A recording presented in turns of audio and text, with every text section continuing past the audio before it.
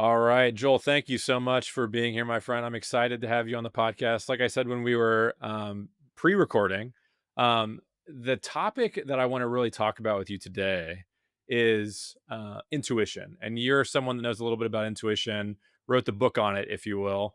But Yeah. really, when we talk about intuition, and this is a question I have for you later, so we don't have to answer this now, is it's got kind of like a fluffy concept, right? There's myths and misconceptions about intuition. It's like just a feeling, is it instinct?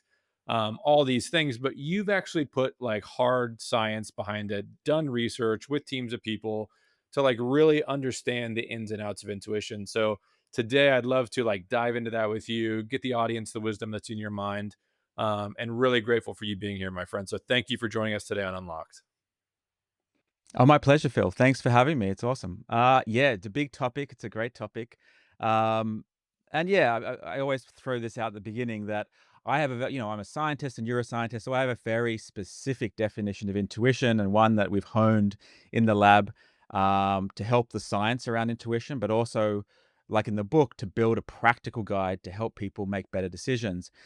And I've like flagging up front that that'll be a bit different to some people's definition. So a lot of people will have a very more spiritual definition or definition of intuition that is, tapping into the universal blueprint, things like that. And I'll say up front that, yeah, that'll be a bit different to my definition, but it's a work in progress, right? The science of intuition is very young. So, I'm flexible. If we make some more discoveries in science and neuroscience, I'm happy to expand my definition. So I don't want to say that, those people are wrong at all, right? So I'm very open-minded as a scientist as well. But let's, yeah, dive in. So I mean, we'll start with my definition. So that is the learnt productive use of unconscious information for better decisions or actions, right? So it's technical, very choice words there, right? So decisions or actions. So you got obviously your decisions every day, but your actions, whether that be playing football or basketball, any sporting things. So there's a lot of opportunity for intuition in sports, and then there's unconscious information, and that it's learned. So it's something that we have to learn. Our brains have to learn these associations between different things out in the world and how they predict good or bad outcomes.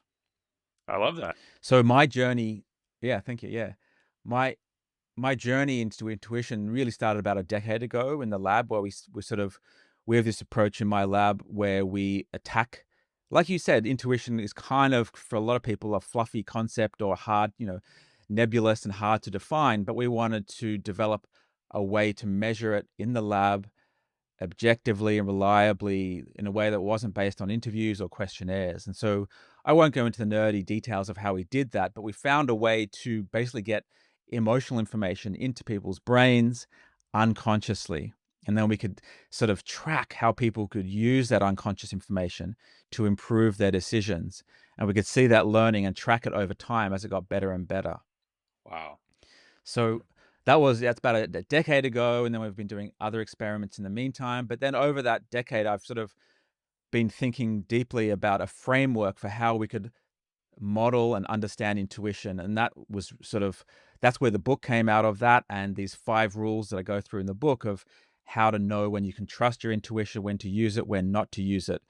And that's really sort of the mission I've been on with intuition, is to try and improve people's lives through better decision making, based on all the science we already have. Wow. And so we can dive into a number of different things there.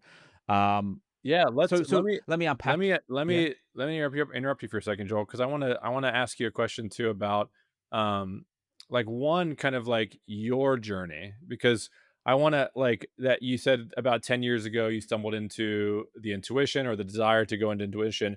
Was there something in your world that happened or something that like you had always been kind of like exploring as a researcher and a scientist about intuition that made you want to like dive really deep as you have into the topic? Yeah, so I've been obsessed with trying to study consciousness for, I mean, my whole scientific career, if you want to say it like that. So I went to art school. I was one of those people that couldn't decide what to do. Went to art school, and then I was going to be a filmmaker. I was majoring in digital film, and then I sort of started reading about nature of reality and consciousness, and I was like, this is a while back where consciousness wasn't like it is now, where neuroscientists talk about it. Back then, it was more, new agey. It was more the zone of philosophers. Um, so I decided to put the art and the film career on hold at the time and go and do a new degree in neuroscience psychology and do a PhD. And that kind of took my whole life in a different direction. But when we were before we got into studying intuition, yeah, we were studying ways of looking at consciousness. And so one of the ways we do that is we get things into the brain that are unconscious and we see what people can do with that information without consciousness. How does it spread through the brain? And there are lots of nifty ways of doing that in neuroscience. And you can kind of measure the effect of unconscious information quite literally on perception, on cognition, on a number of different ways. So we'd already been doing sort of experiments on that for a while. And then I had a new graduate student coming into the lab and he wanted to study intuition.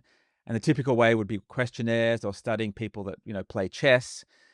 And my approach is no, let's start, clean slate. Let's start afresh with this.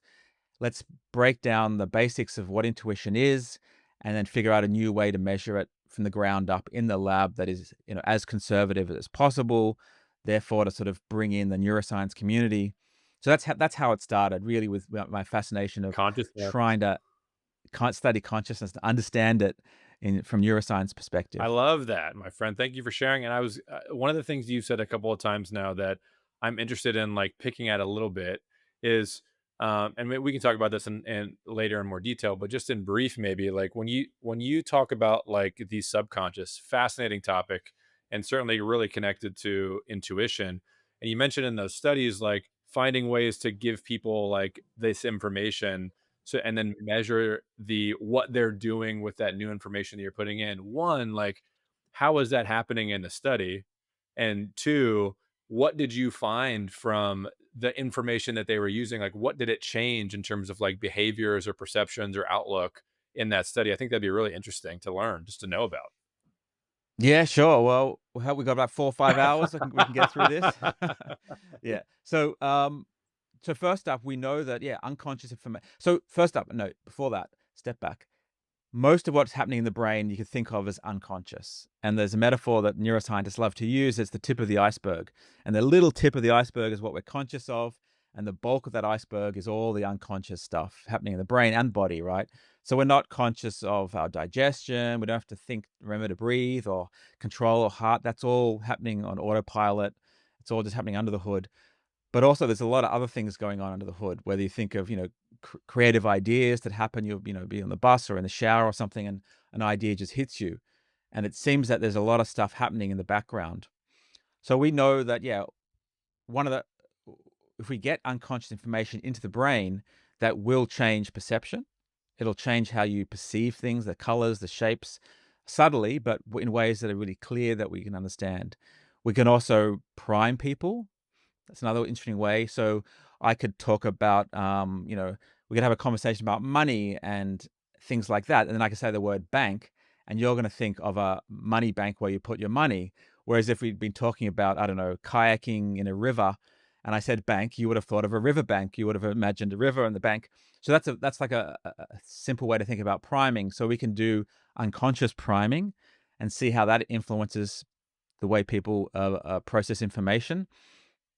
And when it comes to measuring intuition, we have a way where we show people pictures with emotional content. And that can be like nasty stuff like snakes and spiders or sharks or guns and things like that.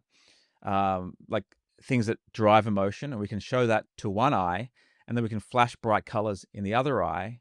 And that is something called binocular rivalry. And those bright colors will suppress that picture completely out of awareness. Wow. And so we can do that and people won't even know we're showing them these pictures, but we know that the limbic system, the amygdala, will respond. People's heart rates will go up slightly. They'll start sweating just a little bit more. We can put a little thing on their finger and measure that sweating. And so their brain is clearly still processing the information, even though they have no idea it's there. Wow. And that's kind of one of the keys to how we create intuition in the lab, by doing that. And then at the same time, we have people make very simple decisions, and we can see how they can utilize that unconscious emotional information. That is an awesome recount, my friend. Thank you for that. I mean, that just kind of like knowing that too, because that's what you said, the iceberg thing. I think many of us probably have heard that, like, we're only, aware of so much, only using so much of our awareness day to day, our brains day to day. So hearing that iceberg really struck. And I think one of the things that I'm also curious about is intuition, like we said, is kind of like a fluffy topic, right? Like many people are, like they say, like, I felt this and right. And that's kind of the extent of it. What are some of like the biggest misconceptions about intuition that you've encountered or debunked in your studies with intuition that people might be just like, they might just be familiar for people talking about intuition, but you have a different view on that? Yeah, so there's a few, and this taps into these 5 rules. So in the book, the Intuition Toolkit, yellow cover, Google that or Google my name, you'll find it. So I go into these 5 rules, and you can remember them with the acronym SMILE. But the S in SMILE is for self-awareness, and that's really a way to remember sort of my number 1 rule is to not trust your intuition when you're highly emotional. When you're stressed, you're anxious or depressed, intuition doesn't really work. And so if you're anxious about getting on an airplane, that's not going to be intuition. That's going to be anxiety. It's probably based on something else. Unless you have experience with, you're a pilot, maybe you're a meteorologist and you understand weather, or an airline mechanic, then you have experience with that specific thing. So that would be a different case. But generally speaking, um, there's a lot of times where people will confuse that anxiety. Also drives around addiction. That's another one of the rules around impulses and addiction. That drive we have to, a substance or sometimes food or an addictive gambling or nowadays social media apps. That's an addictive thing that uses similar circuitry in the brain, but that's not intuition, and we shouldn't confuse that with intuition. So we don't wanna sort of defend our addictions with intuition either, even though it can feel very similar sometimes to a lot of people. So there are things like that, and so once I had this clear definition of what intuition is and what it's not, you can sort of start to craft out this framework and model that can help people to know when they should trust their intuition and when they shouldn't. So another rule for the M in SMILE, for mastery, like I said, you need to have experience with something. If you've never played chess before, you can't sit down and be an intuitive chess player. Your brain hasn't learned those connections. Same if you want to be an intuitive tennis player, you have to learn, your brain has to learn the connections of all these scenarios or the patterns of the chess pieces, and how that pattern would predict, which moves will predict good or bad outcomes. And so there are lots of scenarios like that, and that's really what the book is about, how to guide people through that to eliminate these types of what I call misintuition. So misfirings of intuition, which is a word I just made up, right? I know it sounds like a misintuition universe, Miss Universe competition or some kind of beauty pageant or something, but I just wanted a word which describes a failure or a misfiring of intuition, because there's been a lot of confusion in psychology around intuition is good, you should trust it, and then there's all these other scenarios, cognitive biases, gender bias or racial bias, or these kind of things where intuition is bad, and people just arguing it's good, it's bad, it's good, it's bad. And once you understand what it is, you can kind of separate out the different instances when it can be useful and focus on those and carve off these other times where you should not trust it. So let me give another example. I think it'll help unpack it for readers. So let's say you walk into a cafe and you walk in and you're going to get a coffee, and then you look around, and then in a second or two, you think, no, I'm not going to get a coffee here. Let's go across the road to the other coffee shop, right? And in those second or two as you walked in, your brain's processing all these different features, the music, the clothes of the barista, the temperature, whether there's tablecloths, how clean the floor is, and probably 100 other things that I'm not going to think of right now. And you're not consciously, rationally, logically going through, the probability of good coffee with a barista who dresses like this is, pretty low, 30%. But if you're a coffee drinker, the number of times, you've been to coffee shops 1,000 times or many thousands of times, your brain has learnt all these associations between all these things in the cafe and which things are likely to predict good or bad coffee. So you don't you're not aware of that. It happens under the hood, but you start to feel it in your body. So this is the gut response. People will feel it low down in the gut, sometimes in the chest, sometimes in the fingertips or in the palms when it's stronger. So that's a good way to think about intuition. One, you need the mastery, the experience with coffee shops. Your brain has to learn these associations, this associative learning, and then it can start to make these predictions. And you'll feel it internally, this interoception, this internal perception inside our bodies. And that's really this sort of this being sensitive to that and feeling it in the gut. And that's why people call it gut response. So the thing that I'm curious about, Joel, then, and this is a question I had next, so you walked right into it, which is great. Is it sounds like it's the first, right? And the smile rule that's from the book is that when you're highly emotional, whether it's stressed or even I would assume joyful on the other side, super Absolutely, yeah. elated, like whatever pole you're on, or if you're in the middle, um, it's not a time to say like this is the right move. I feel it. I feel it because you're feeling other things that are emotive. So, like, how do you then differentiate, like, the genuine insights from intuition versus, like, that heightened state of emotion? Like, is it going through the SMILE framework and saying, like, "These things are happening, so it potentially can't be?" Or is there or, like, another simple way to differentiate intuition and emotion? Yeah, so there's a couple other rules we'll get to with the other letters, but yeah, generally speaking, I talk about using the SMILE acronym like a guide and trying to, at first you're not going to remember all the five rules, but if you think about that every day, practice intuition. I talk about having a daily practice and practicing with smaller decisions and then building that up. And sometimes people like to keep a intuition diary or even a spreadsheet. Um, and it'd be great to make an app to support people doing this. So today I use intuition for this, and it felt like this. I felt it in my gut or in my hand. I made this decision, and I was happy or unhappy with the outcome. And then getting used to feeling it. So we know that some people are very sensitive internally to this interoception, this internal perceptual state. Some people can just feel their heart beating anytime. Other people can't at all. They have to sort of put their finger here or on their wrist. And so that's part of the equation of intuition, being able to feel your body's response to this unconscious information.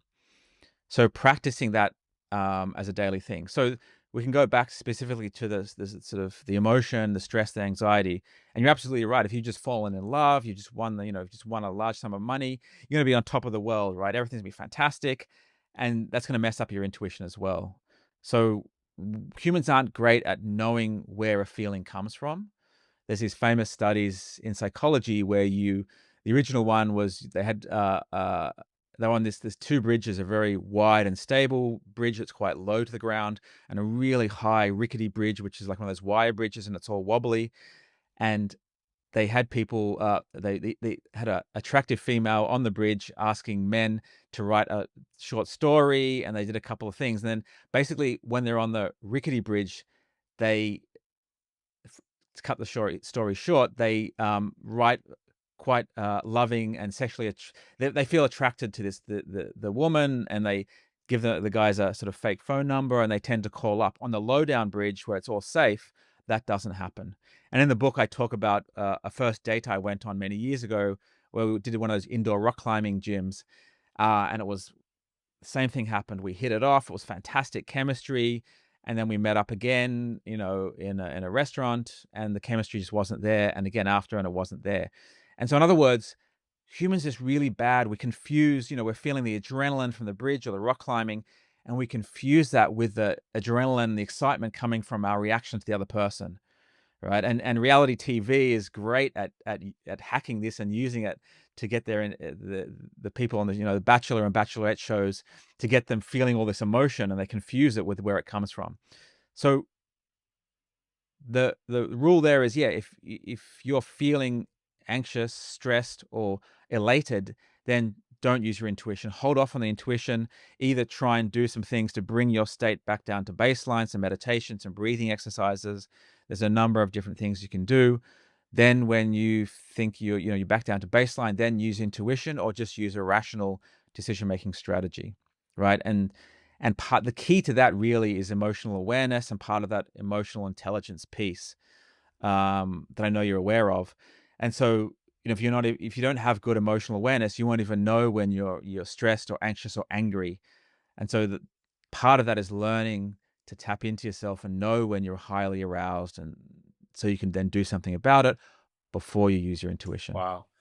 The bridge story, that's wild. I mean, I think that really kinda shows, that subconscious river that's, like, influencing almost everything that we do all the time, and how it's really, like, shaping our perception on our quote, unquote "reality," right? Like, Oh, we're absolutely. walking Yeah. through life and it's like coated with these messages or our environment, which is one of the questions that I had for you. And it sounds like that kind of began to knock on the door of this question. It's like, my question for you is like, what impact does your environment have on that, right? Like there's so much that's like built up around these emotions that you're feeling, right? If it's a harder environment or a rougher climate, or if I live in a sunny climate, like all of these things, or if I come from a stable and safe home versus a tumultuous home, like all these things are impacts to our ability to do this or to have intuition or feel it.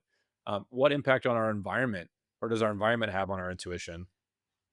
Yeah, so a number of things. Awesome you brought this up. So the E at the end of smile is actually for Oh, environment, gotcha. the context. And one of the reasons that's important is that the learning we talked about before, the M for mastery, when the kind of learning behind intuition is called associative learning, and that is context or environment specific. So when we learn things, we don't just learn the thing, we actually imprint wherever we are. So I'm in my home office at the moment. So if I learn something here, this environment is attached to whatever I learn. And this is like, if when people are going through high school and studying for exams, one of the study hacks is to try and overcome that. And so if you study at home and then you go, to school and do an exam, then you're in a completely different environment, and your memories, you won't have access to the same memories anywhere near as much. So people chew gum, they'll put fragrances on, they'll try and do things at home that they can recreate, put the fragrance and gum on in the exam situation, and that'll help give you access to those memories. And get this, it's not just the physical external environment, it's also the internal environment. So the old joke of, you had a big night out and you were drunk and you stumbled home and left your keys somewhere, and the next morning you can't remember where they are. That afternoon you have a drink and it comes back to you. And that there's some actual science behind that. In other words, the state you're in when you learn something imprints onto the learning. So if you're highly caffeinated, anxious, stressed, or intoxicated, that will become part of the memory. And there's all kinds of experiments um, in psychology that's really cool looking at these learning effects. So what does that mean for intuition? It means if you've honed your intuition perfectly at work, in the office, then when you're out and about, if you even, everyone shifted to working at home during COVID times, some of that intuition would not have transferred that well, which is important to be on the lookout for. So when it comes to the E for the environment, we want to be very careful when we're in a new environment, because that intuition won't work as well. And I often give the example of Steve Jobs, who, is co-founder of Apple and ran Apple for many years. And he loved intuition. He went to India and studied intuition. He's talked about using it to help guide his decisions at Apple. And he made some amazing product and directional decisions for Apple. Then later in life, when he got diagnosed with cancer, he made some poor health decisions. Almost everyone agrees that if he had have opted for surgery earlier on, he probably would have survived. And he didn't. He wanted to try very alternative things. He put off surgery and he made some poor decisions. And he talked about intuition playing a role there. And so that's a nice example of where intuition can be honed and you can be an expert in one domain, but it won't translate that well to a very different environment. So you need to be careful. um, this is one of the ones that I struggle with when I'm traveling overseas, and the whole environment's different, navigation's different, body language is different, tones of voice in different languages. I was in India last year, and the body languages, there, a lot of people sometimes will you'll ask a question and they'll say yes, but their head will kind of almost shake, but it'll kind of, at first I was thrown off, and I had found it really hard to read body language because I was so used to a shake meaning no. So that's an example where honed intuition with body language and gestures won't work in a completely different environment. So we have to be just careful around that environment. But like you also mentioned, childhood trauma and other traumas from the environment can play a role there, can trigger anxiety, and you can develop strong feelings which are not intuition around those as well. So we just have to learn to be aware of that using our emotional awareness and know when to use intuition, when not to use intuition. And it sounds like the mastery component of smile and the environment are like very similar in the Yeah, way yeah, that you'd think absolutely. about Yeah. them, where you think about them like if I don't have any sort of like domain expertise here, I'm likely not going to have the ability to express intuition or have much of an intuition here. And the same with an environment. If I'm in a new state or a new place and I don't have that pattern recognition and I don't have any sort of like data built up around this, I probably am not going to have that. I'm going to need to like be here for a while to learn it. So maybe it might be best too, just to kind of close the loop on this, to close the gap on smile. So we've been through Absolutely, S, yeah. M, and E. What are the ones in between? We got I and L there, Yeah. right? So I is really I pack a lot into I. It's for instincts and addiction. And so that's another thing. So remember in my definition, I said the learnt productive use of unconscious information. So the instincts are not learnt like that. That's so a lot of people will use intuition and instinct interchangeably, but they are different things. So they're instincts that we're born with, and you can think about that like biting into a lemon. So you bite into a lemon, you go oh, and you give a baby a lemon, and their face will do exactly the same thing. It's there from day one, pretty much. And there's all kinds of instincts like that. You know, we crave comfort. We don't like discomfort. Uncertainty is a big one now in the corporate world, particularly that we have evolved to really hate uncertainty and ambiguity, and it scares people. It makes them anxious. Um, and that's not something we learn. That seems to be an evolutionary drive because we see it in most animals as well. So that was once really adaptive. Nowadays, it's become maladaptive because the world is just so uncertain and it's becoming more and more uncertain. So they're examples of instincts. Now, intuition is different because it's dynamic. You can learn it. It can change and adapt on the fly. So those two, one's that are hardwired and one's adaptive. So it's good to differentiate those things. And then we also touched on addiction, not to confuse addictive drives and cravings for intuition. And that, like I said, includes substances and behaviors. It includes food, right? We have highly addictive foods now with all the billions of dollars that go into engineering foods that are so tasty yet don't fill us up at all. And we just, and there's a whole movement of intuitive eating, which I'm kind of I clash with a bit because I think it's a really dangerous idea, but people swear by it. I think it could work, if you were a whole food diet or you lived on a farm and you just didn't touch processed food, then that probably works fine. But for a lot of people, the access we have to highly processed food, if you just eat intuitively and just gonna pull the pin and just eat as much as you can whenever you want, then that can be really dangerous because you don't they're addictive and you don't get full. So we have to be careful with that. So then there's L, and that's really for low probability, but it really applies to all probabilities and around numbers. And the rule is don't use your intuition for anything around probabilities. So, there's so many psychology papers showing that we're just bad at feeling our way through numbers and probability things. And there's lots of different ways to think about that. There's superstition when you're gambling or sports. There's also emotion will just overpower any probability thinking, right? So right now I'm in Sydney, Australia, and people love to talk about sharks. And the probability of even seeing a shark, let alone being injured by one, is so low, right? You should basically ignore it when you go swimming. Here's a fun fact: you're more likely to be injured by a kangaroo than a shark in Australia.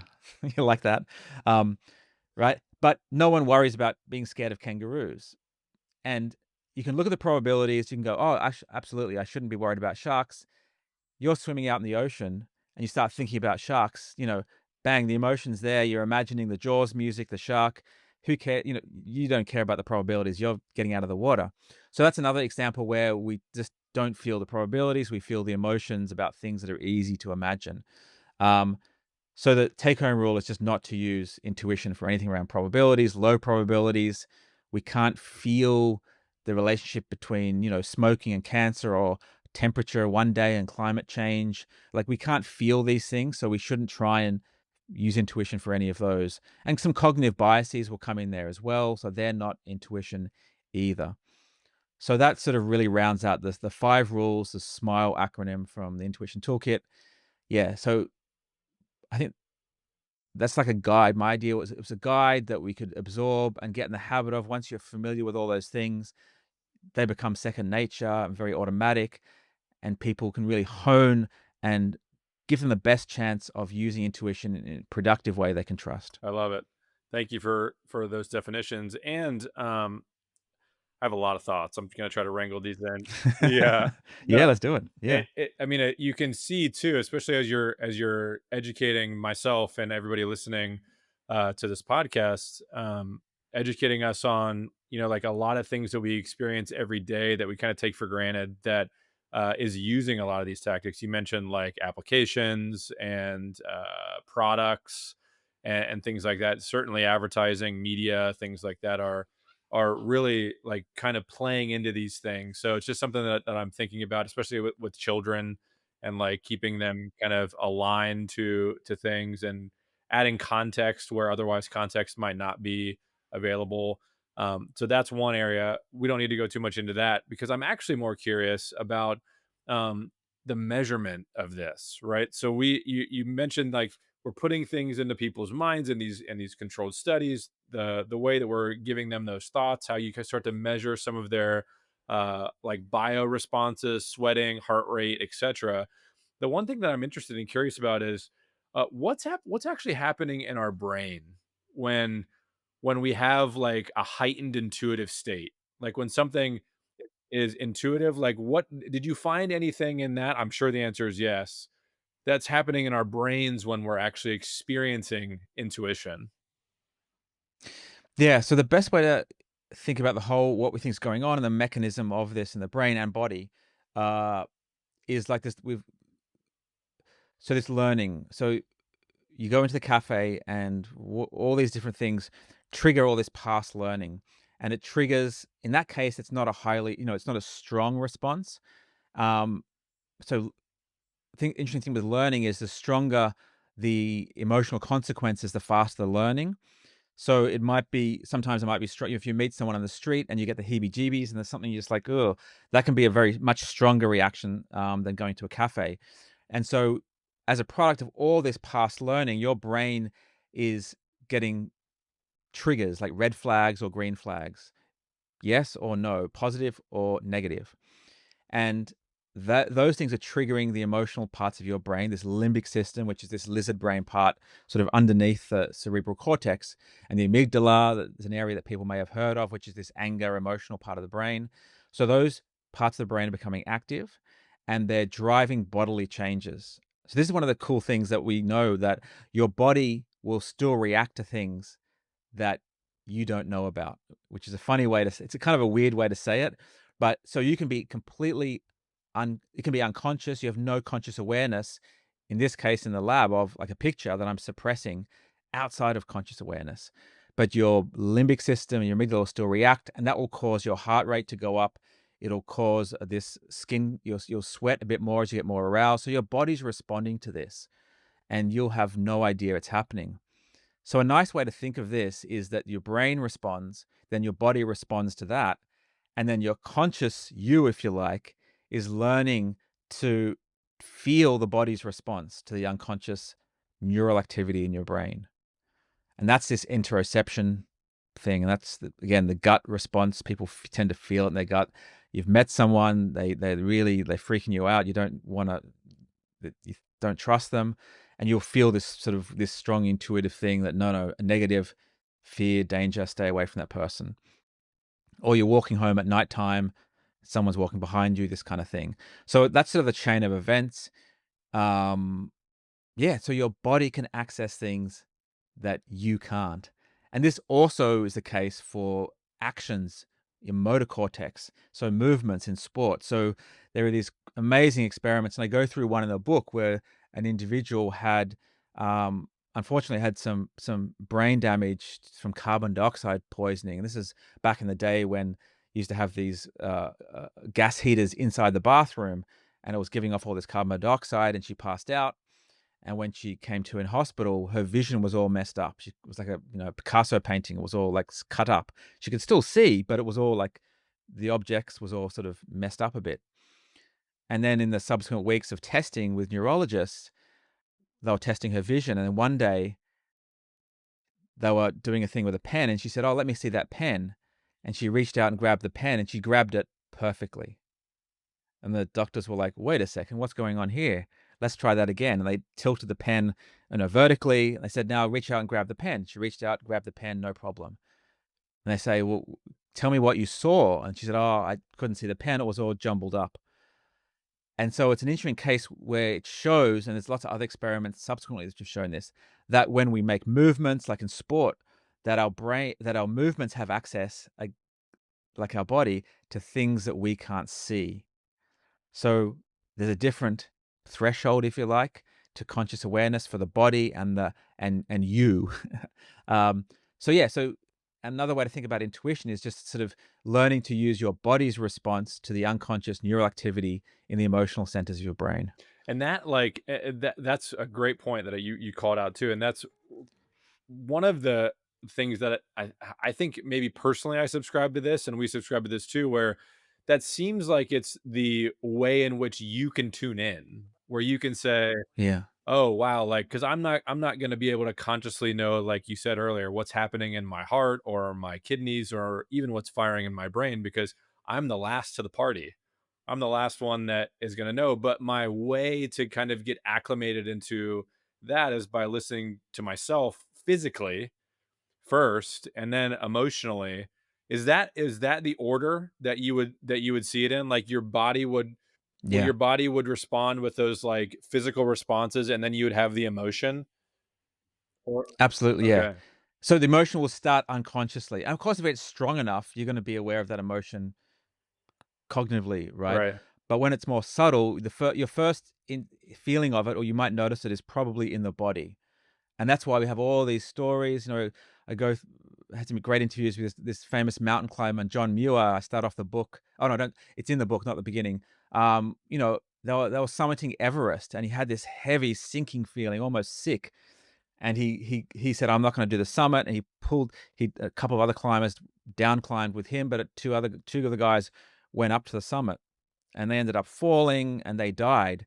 And he talks about using this strong feeling in his body to guide whether he's rock climbing, mountain climbing, solo kayaking around a country, or all the crazy stuff he does, and using that as a guide. Like I sort of mentioned or alluded to earlier, that some people are really sensitive to these internal states. Like I said, they can sit down and they can just tap out their heartbeat with their finger. They just feel they're very sensitive to being hot or cold, full or hungry, or need to go to the bathroom. All these sort of internal sensations. Other people not so much. They can't feel their heartbeat at all. So that is also a big piece of the puzzle when it comes to intuition. If you're insensitive to these internal states, it's going to be much harder to feel these red flags that your body's responding to, from moment to moment out in the world. So that's also part of it. That's why I talk about practicing in a sort of intuition daily practice and diary to get used to, what does it feel like? Do I feel it on my toes and my fingers and my gut? And get used to that so you become very familiar with that and you can learn to trust it, following the 5 rules of smile. Has there been, and this is kind of crossing over into maybe more of what I'd call, like, the controversial topics of intuition. But have there Let's do have it. there been, like, dark sides of intuition where, like, our intuition can, like, lead us astray? Or have you come across cost cases, like, talk about John Mears, which is a wonderful example, right? Like, and that actually follows the SMILE protocol, right? He was been out in nature a lot. He's mastered that state. He's been in those situations before, so he has a lot of that kind of pattern recognition built up. But has there been a place or a time where you've maybe seen or have examples of intuition being, like, dangerously misleading the other way? Yeah, and so first up, yeah, whenever, if the SMILE rules are not met, then you're open to this kind of following your anxiety or following, something else, highly emotional things. The other big point we haven't got to yet is bias. So a lot of us heard about bias in AI systems, right? And when you're training an AI, the AI is really limited by the training data. So if you train an AI on really let's go with the more controversial, on really woke data or really conservative or racist data or gender problems with gender, whatever you train it on, it's going to inherit some of those things. And we can think about intuition, the learning, unconscious learning behind intuition in a very similar way. So if you train your intuition based on biased data, and you can think about that as um, a workplace which is really old and inappropriate or racist or whatever it might be, your intuition will absorb some of that. Or another example might be, you binge um, all the Indiana Jones films or the James Bond films. And then I'm just picking two franchises which people have complained about gender or race being racist, basically. And so if you train yourself on these old, some would say out of date information, then you will absorb some of those. And that, so we have to be careful in those situations that we can feel intuition for things that are inappropriate because there's a mismatch between the training situation and where you might apply it. So, because this comes up, people in psychology have said that we shouldn't trust intuition because it can open us up to race bias or gender bias, these kinds of things, or other kinds of bias. So we just have to be cognizant of those kinds of things, that how you train or what environmental information your intuition is based on can introduce bias, just like an AI learning. So we have to be careful with that. Um, but yeah, I'm also not saying that if you follow the 5 rules, 100% your intuition is gonna be right all the time. It's not, that's not gonna be the case, and I don't have data to support that.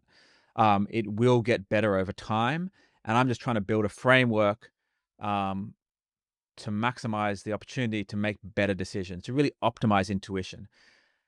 Because for a lot of people, they can't switch it off either. They just feel these things all the time, and particularly with big, impactful decisions, getting married or divorced or leaving a job or starting a job or moving to a different country, these big emotive decisions, people all of a sudden start saying, "Oh, my gut's telling me this, my gut's telling me that."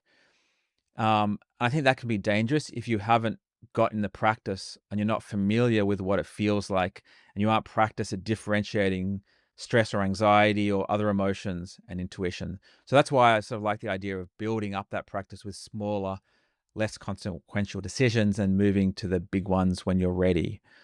That's Um, great. yeah. Yeah, and I think one of the things too that I'd even offer and I welcome your perspective on this too is that I'm assuming that practice could building up could also happen in reflection, where you're taking where you're looking in hindsight or retrospect and saying like, wow, in these moments where X or Y happened, this decision was made, and I can kind of develop my pattern in retrospect and going through it, like you said, real time.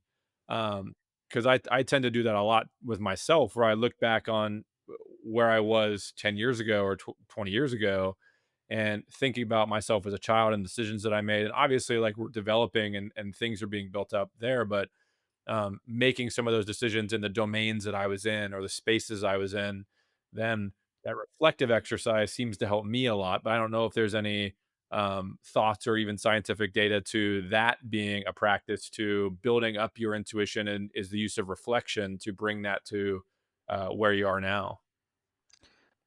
Absolutely. I think, yeah, like, yeah, rerunning past decisions and going through the spiral rules and seeing maybe you were in a highly emotional state and you didn't realize it, or maybe it was a decision for something you didn't have mastery for. So yeah, going back and replaying some of those and figuring out, oh, maybe that's why it didn't work, or maybe why this happened. The other thing I'll say is there's different kinds of decisions in terms of different time frames of feedback. So there are lots of, if you're playing sport, if you pass the ball to the left and it works out, you get the feedback straight away, right? There are other times, you eat some food, you get food poisoning, or something, an hour or two later, your brain can learn these associations. Other times, it can take much longer. So it's very hard for our brains to learn associations when it's like a week later or 6 months later. And so that is the learning there is much so the faster the feedback and the more emotional the consequences, the faster the learning. And it makes sense, right? If you think about like PTSD, post traumatic stress disorder, there can be a single event that can have basically lifelong learning, which is too strong, that can happen almost instantly in a few seconds, really. And so when the outcome or the consequences are very strong, that learning will be very strong. You might only need one instance. Of course, going to a cafe and having good or bad coffee, you're going to need hundreds or thousands of instances because the learning is not going to be that strong. So that's another way to think about, another lens to put on it. That yeah, the speed and the emotionality of the feedback will Yeah. make a The difference. feedback's a great point, and the depth of which you feel the experience, really kind of imprints you differently based on, like, the intensity, and the data you get back. I love that. And so, Joel, you've mentioned a couple times now, and we were talking about this a little bit before we started recording. We're going through an interesting time, right? And in our culture and society and the world in general. Technology is evolving rapidly. The term AI has been thrown around a lot. Um, I'm sure you use it for things in your research. We certainly use it for things already for Absolutely. our Yeah. businesses and our personal things that we work through. So my question is, like, with AI and like all of the stories, both the kind of dystopian stories and the utopian stories of AI, with that evolving so quickly, like, how do you see human intuition playing into that role of decision making? And do you think like AI will have a role in that or an influence in that, on the backside, like helping us make better decisions?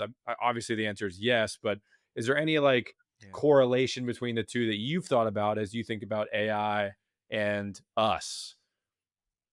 Yeah, great question, Phil. So two probably points to make. One is that, yeah, we're moving quickly, or we're already into this AI revolution, right? And humanity's never faced anything like this. It's not the same as a printing press or computers. The better way to think about it is, an alien species has arrived on Earth, and they're integrating into our society, and they can do things for us, but we don't understand them. We don't understand how they think, and so yeah, that is a better way to think about AI. And then we have robotics and all the other stuff. So this is inducing massive uncertainty. We don't know the future of work. We don't know whether we'll have jobs in 10 years. We don't know the future of education. We don't know the future of economies, of governments, you name it, right? So there's a lot of things up for grabs. And we know from a ton of neuroscience, this uncertainty induces stress and anxiety. And that limbic system and that amygdala reacts to this not knowing what's going to happen. So I would say that's not intuition. That's instinct, and it's a maladaptive instinct. We touched on that earlier. That people are, I know, feeling anxiety around they don't know what's going to happen in the near future, and so that's not intuition. That's something else. That's our instinct around uncertainty. So it's good to distinguish those two things. And there are ways to deal with uncertainty and stress. And we could do another podcast on that because there's a lot there. So that's one thing. But on the brighter side, I really do think that we're going to have augmented decision making, augmented intuition with AI very soon, by the end of the year or next year. So what do I mean by that? I mean, we're going to have personalized personal assistants that are an AI agent, which are private and just for us, but with us in our watches and phones and wearables. And not only are they going to have access to all the information we know that is digitized, it's going to have a more compute probably than any single person, more cognition, but it's also going to be tapped into our physiology. And that's where the intuition becomes really interesting. It's going to be measuring from my watch and from my phone. It's going to know my heart rate, my how aroused I am. It's going to remember my history, the last time I met that person. It's going to be able to help me say, "Whoa, whoa, whoa, settle down, Joel. Your heart rate's too high. You seem aroused. You seem stressed. Take a moment before you make this decision. Last time you did this kind of decision, you made this happen, or you just met this person. I'm noticing that you have an aroused state around this person, not sexually aroused, but like you're having an emotional reaction. Um, why is that? Let's stop and think about this for a moment. So you'll be able to chat to your AI, make decisions. It's going to be able to help you, train you to pick up on your physiology, like we've discussed.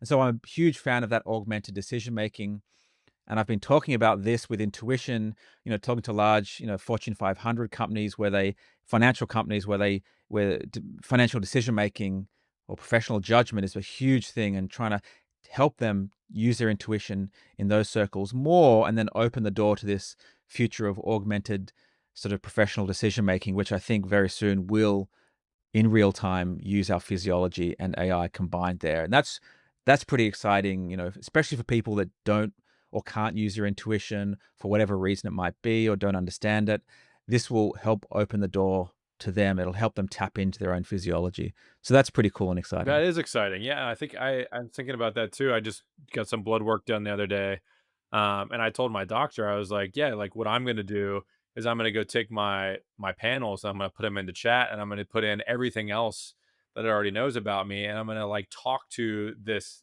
agent like I would you, and continue to learn and continue to do this so that I can have some of that decision making about whether it's supplementation or my workout routine or anything like that. So that I love this like more I guess utopian view of how you could have something that's supporting your growth across the board because it's on demand and it knows so much about you. And if you could put it to use, that'd be really great. And you can obviously see the impacts of that in decision making and the fractals of business and everything else that comes through. Whew, Yeah. that's a big topic. We do need another podcast for that one, but I want to be Yeah. respectful of your time, Joel, and begin to land this plane. Two more questions for you, my friend. One is, if you were to give someone the most like practical advice on how to begin developing their intuition, and perhaps you've already said it in our conversation, but I want to really distill it down to something that somebody could do like right now after they push stop on this podcast. What could someone very easily do or begin to do to begin developing more familiarity or even leveraging their own intuition? Yeah. So first up, intuition is real. So some people are thinking it's a fluffy thing for new age alternative people. No, intuition is real. We can measure it now. We can understand it in the lab. So the science is really, intuition is a whole new science of intuition that's happening at the moment. So it's a real thing. You can trust it under the right circumstances. So it's not a simple black and white. Is it good? Is it bad? It's under the right circumstances, it's good. And that's where the five rules. So intuition's real. You can trust it. Follow the five rules from the book to improve your decision making, improve your life. Um, I'm not saying that the people who have the different views of definitions are wrong. Absolutely not. But we can understand and we have a model of intuition from all the science and neuroscience we already have. So we do understand it. And you can think about it like a superpower. If you can just tap into an extra reservoir of information, and you can trust that by following these five rules, why wouldn't you want to do that, right? It's just giving you more information to boost your decisions. And that's a good way to think about it. Don't jump in the deep end. Start with small decisions. Train it. Think about it like going to the gym, build that muscle, train it up until it becomes second nature and you feel comfortable doing it, and then use it for big decisions. Awesome, awesome. And the last question, my friend, is an easy one. Is if someone's interested in learning more about intuition, the book you wrote, your teachings, even coming to see you speak around the globe, where could they go to learn more about Joel Pearson and all the work you're doing? So I am on all the social platforms and I post stuff around intuition, around aphantasia, mental imagery, around the human impact of AI, how to be AI ready in terms of psychology and neuroscience.